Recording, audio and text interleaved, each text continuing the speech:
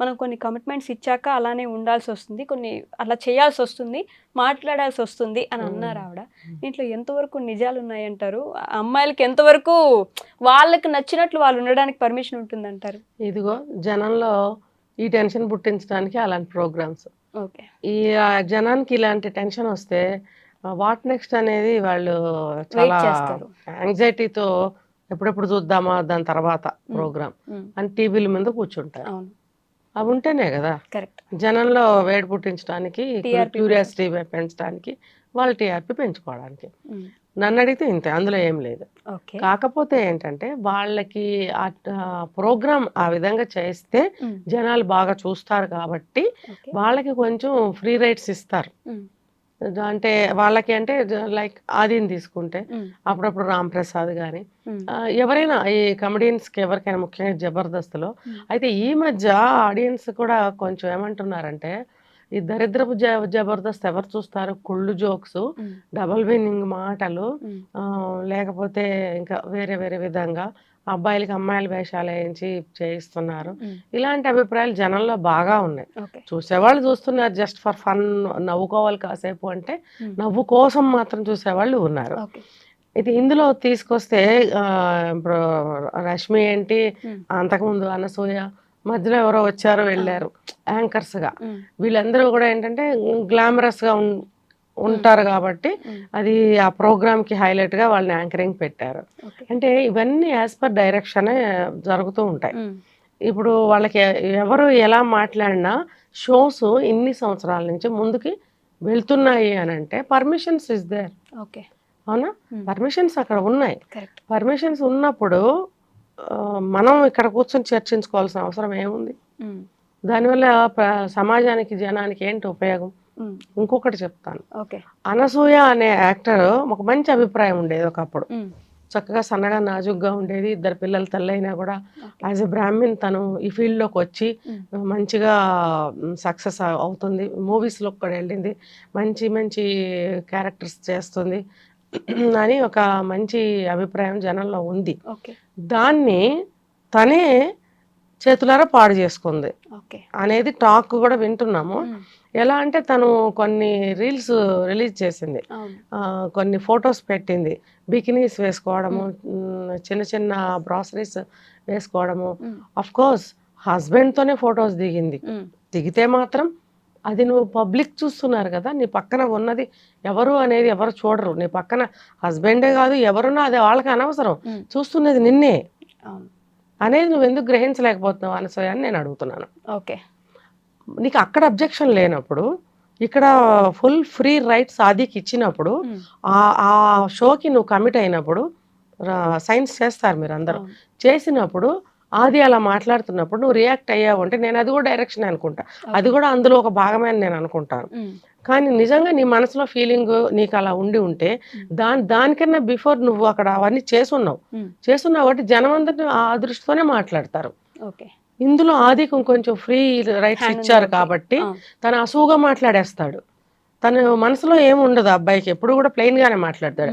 ఎవరితో మాట్లాడినా తను అలాగే మాట్లాడతాడు. ఈవెన్ ఇంద్రజ గారి దగ్గర వర్క్ చేసినప్పుడు కూడా తను ఫ్రీగానే మాట్లాడతాడు, కాకపోతే ఆ షోకి తగ్గ మాటలు మాట్లాడతాడు. మరి ఇక్కడికి వచ్చేటప్పటికి ఈ షోకి తగ్గ మాటలు తను మాట్లాడాలని డైరెక్షన్ ఉంటుంది. ఉన్నప్పుడు నువ్వు కూడా కమిట్ అయినప్పుడు నువ్వు ఫీల్ అవ్వాల్సిన అవసరం లేదు. నువ్వు ఫీల్ ఎప్పుడు అవ్వాలంటే నువ్వు అలాంటి బట్టలు వేసుకుని ఎదుటివాడు ఆ రకంగా మాట్లాడటానికి అవకాశం ఇచ్చావు కదా, అది ఆ పొరపాటు తప్పవద్దు అనేది నువ్వు ఆలోచించుకోవాలి. నేను ఇలాగే ఉంటాను, నువ్వు మంచి లుక్తో చూడు, మంచి మాటలు మాట్లాడు అంటే ఎవరు చెయ్యరు. అలాగా ఒక జోక్ వేయాలనే చూస్తాడు. ఇప్పుడు ఆదికి ఇక్కడ జోక్స్ వేయమని చెప్పి ఫ్రీగా రైట్స్ ఇచ్చున్నారు. ఇచ్చినప్పుడు తను ఎలా అయినా వేస్తున్నప్పుడు అక్కడ షూట్లో ఎంతమంది ఉన్నారో ఎవరు అబ్జెక్ట్ చేయట్లేదు, ఆడియన్స్ ఎంజాయ్ చేస్తున్నారు. నువ్వు ఒక్కదానివే అక్కడ అబ్జెక్ట్ చేస్తున్నావు. బహుశా నీకు నిజంగానే కోపం వచ్చిందా, లేకపోతే ఆ షో పరంగా నువ్వు అలా మాట్లాడాలని డైరెక్షన్ ఉందా అనేది మాకు తెలియదు. ఏమైనా సరే పబ్లిక్లోకి వచ్చేటప్పటికి ఇలా చర్చనీయాంశం అవుతుంది. పబ్లిక్ అసలు ఇలాంటి చర్చలు చేసుకోవడం అవసరం కూడా లేదు అని నేను చెప్తా. ఒకటే రిక్వెస్ట్ ఏంటంటే అనసూయకి, తను ఏజ్ ప్రకారంగా తను గ్లామర్గానే ఉంటుంది, తను గ్లామర్ ఉమెన్ కాబట్టి ఆ గ్లామర్ పెంచుకునే వేలో కానీ పెంచుకోవాలని నీకు ఉన్నప్పుడు కానీ నువ్వు ఎలాంటి బట్టలు వేసుకున్నా నువ్వు గ్లామర్గానే ఉంటావు కాబట్టి నువ్వు నీ వయసుకి తగ్గ బట్టలు వేసుకోమని నేను చెప్తున్నాను. ఓకే, బట్ నిజంగానే డబుల్ మీనింగ్ డైలాగుల వల్ల ఫీమేల్ ఆర్టిస్టులకు కానీ చూసే ఆడియన్స్కి కానీ ఇబ్బందికరంగా ఉండట్లేదు అంటారా? ఉంటున్నాయి. ఎస్. ఇప్పుడు అదే కదా మనం చెప్పుకున్నాం. ఉన్నా సరే ఎంజాయ్ చేస్తున్నారు, ఎక్కడా ఆగట్లేదు అంటే అది షో ప్రకారంగా వెళ్తుంది. రైట్స్ ఉన్నాయి అక్కడ, ఆదికి అంత ఫ్రీ ఇచ్చారు, లేకపోతే ఆదిని ఎప్పుడు తీసేస్తారు కదా. ఇప్పుడు చూడండి, అనసూయ అందరి ముందే అడిగింది తను, అందుకే నేను షోలోంచి వెళ్ళిపోయాను, అందుకే షోలోంచి వెళ్ళిపోయాను అనే మాట అబద్ధం. అప్పుడు రంగస్థలం ఏదో మూవీ వచ్చింది, ఆ టైంలో మూవీస్ చేసింది తనకి. నాగార్జున గారితో ఇంకోటి ఏంటో మూవీ వచ్చింది, సోగ్గాడే చిన్నాయన.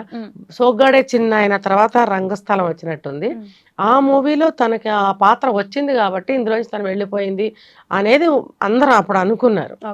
మరి ఇప్పుడు నువ్వు కూడా ఆ పాత్రల కోసము నేను ఆ షూటింగ్లో ఉండి రాలేకపోతున్నానని కూడా నువ్వు చెప్పడం జరిగింది, నాకు గుర్తుంది ఇది. మరి ఇప్పుడు ఎందుకు మళ్ళీ మాట మారుస్తున్నావు? ఇలాంటి మాటలు మాట్లాడటం, ఎస్పెషల్లీ ఆది మాట్లాడిన మాటల వల్లే ఇందులోంచి వెళ్ళిపోయావా? ఒకవేళ అదే నిజమైతే ఇప్పుడు మళ్ళీ ఎందుకు వచ్చావు?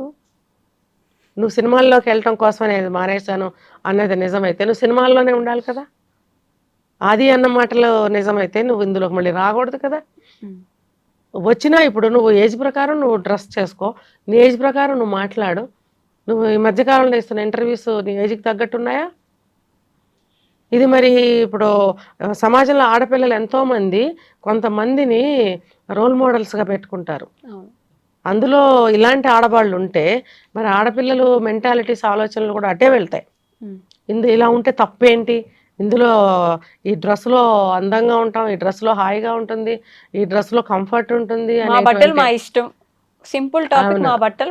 అనే స్టేట్మెంట్లు ఇస్తున్నారు కొంతమంది. ఇస్తున్నప్పుడు అమ్మాయిలందరూ అలాగే అనుకుంటారు. ఇవి నేను కూడా అనుకోవచ్చేమో, నాలాంటి వాళ్ళు అనుకోవచ్చేమో, ఆడవాళ్ళు నా వయసు ఉన్న వాళ్ళు కూడా. మరి ఆలోచనలు మారిపోవట్లేదా? మరి అలాంటి ఆలోచనలు నువ్వు ఎందుకు తీసుకొస్తున్నావు?